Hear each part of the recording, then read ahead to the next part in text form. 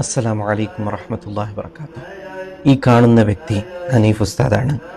ഹാർട്ടിന് എന്തോ ഒരു തകരാറ് വന്നപ്പോൾ ആ മഖാമിൻ്റെ മുമ്പിൽ ലാ ഇലാഹ ഇല്ലല്ലാ ലാ ഇലാഹ ഇല്ലല്ലാ അവസാനം അല്ലാഹ് അല്ലാഹ് അല്ലാഹ് ഇങ്ങനെ പറഞ്ഞ് ലോകത്തോട് വിടവാങ്ങുന്ന സുന്ദരമായ ദൃശ്യമാണ് നമ്മൾ കണ്ടുകൊണ്ടിരിക്കുന്നത്. എത്ര മനോഹരമായ മരണമാണ്. നമ്മളെല്ലാവരും കൊതിച്ചു പോകുന്ന മൻകാന ആഖിറു കലാമിഹി ലാ ഇലാഹ ഇല്ലല്ലാഹ് ദഖലൽ ജന്ന. ഒരാളുടെ അവസാനത്തെ വാക്ക് ലാ ഇലാഹ ഇല്ലല്ലാഹ് എന്നായാൽ അദ്ദേഹം സ്വർഗത്തിൽ പ്രവേശിച്ചു എന്നാണ് മുത്തുനബി സല്ലല്ലാഹു അലൈഹി വസല്ലം തങ്ങൾ പറഞ്ഞിട്ടുള്ളത്. ആളുകൾ പറയുന്നു അദ്ദേഹം കണക്കിന് മാത്രമേ സംസാരിക്കുകയുള്ളൂ. ഖുർആനും സിക്റും സിയാറത്തിലുമായി ജീവിതം നയിച്ചിരുന്ന ആളായിരുന്നു അദ്ദേഹം മംഗലാപുരത്തുള്ള ഇറുവയിലുള്ള ഹസ്രത്ത് ഡോക്ടർ അബൂബക്കർ വലിയുള്ള എന്ന് പറയപ്പെടുന്ന അദ്ദേഹത്തിന് മുമ്പിലുള്ള ആ മക്കാമിനോട് നിരന്തരം ബന്ധം പുലർത്തിയിരുന്നു.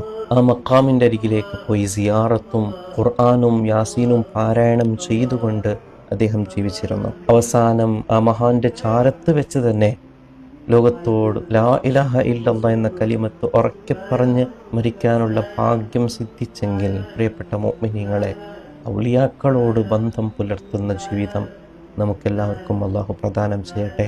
നമ്മുടെ എല്ലാവരുടെ അവസാനത്തെ കലിമത്ത് ലാ ഇലാഹ ഇല്ലല്ലാഹ് എന്നാക്കി തരട്ടെ. ആമീൻ യാ റബ്ബൽ ആലമീൻ. അസ്സലാമു അലൈക്കും വറഹ്മത്തുള്ളാഹി.